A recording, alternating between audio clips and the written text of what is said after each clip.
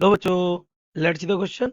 A square loop of wire side length 10 centimeter is placed at angle of 45 degree, है ना?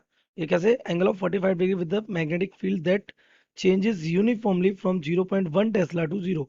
तो flux कितना? 0.1 Tesla से 0 हो रहा है in 0.7 second. The induced current in the loop, इसका रेजिस्टेंस कितना है? 1 ohm. Is option A 1 milli ampere, option B 2.5 milli ampere, option C 3.5 milli ampere, option D 4 milli ampere. तो let's see the key concept of this question. The key concept of this question is बेटा कि सबसे पहले तो आपको magnetic flux पता होना चाहिए. The magnetic flux linked with coil, it is given I B is equal to, इसका फॉर्मूला होता है बी ए कॉस थीटा. सबका अपने जेन्युइन मीनिंग है. जब वी क्या है मैग्नेटिक फील्ड, ए क्या है एरिया, एंड थीटा क्या है. If this is the area vector then this is the magnetic field vector. So the angle between area vector and magnetic field vector. After that we will use what? Faraday's law,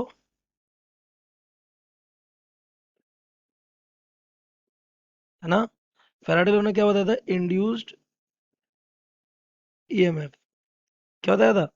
induced EMF. तो that is given by E is equal to minus change in magnetic flux divided by time taken. ये time में change हुआ. और सीधा सीधा current के लिए हम लगा देंगे E upon R which is simply the Ohm's law. Solve कर लेते हैं इस क्वेश्चन को. हमें सबसे पहले निकालनी है फाई इनिशियल. फाई इनिशियल हो जाएगा हमारा क्या? We A cos theta. ये क्या हो जाएगा? Initial flux. तो बी कितना है हमारा? इनिशियली हमारा वी कितना था? 0.1 टेस्ला.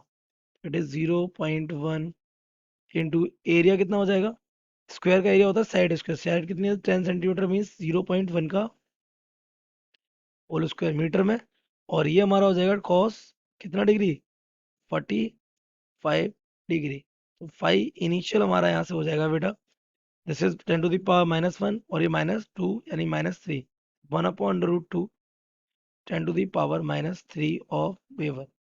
अगर फाइनल की बात की जाए तो फाइनल विल बी आपका वी कित वी ए कॉस थीटा हो जाएगा.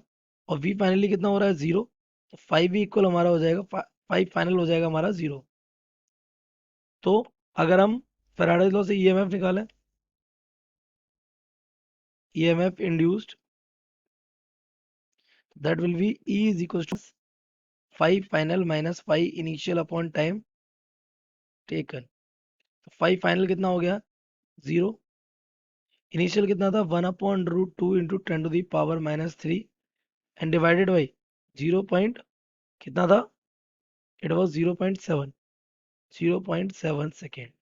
ये माइनस माइनस प्लस हो जाएगा. That becomes 10 to the power -3 upon, अब 1.414 लिख देते हैं इसके लिए और ये हो जाएगा 0.7. इन दोनों का मल्टीप्लाई ऑलमोस्ट कितना आता है बेटा? 1. तो ईएमएफ हमारा आ जाएगा E is equal to 10 to the power -3 of volt. चाहिए क्या आपको? Induce current. Induce current will be induced current in loop.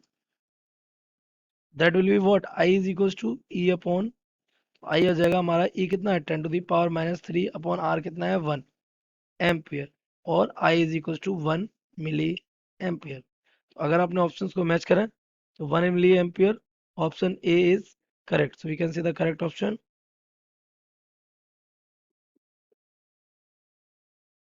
A. I hope you have understood it well. Best of luck.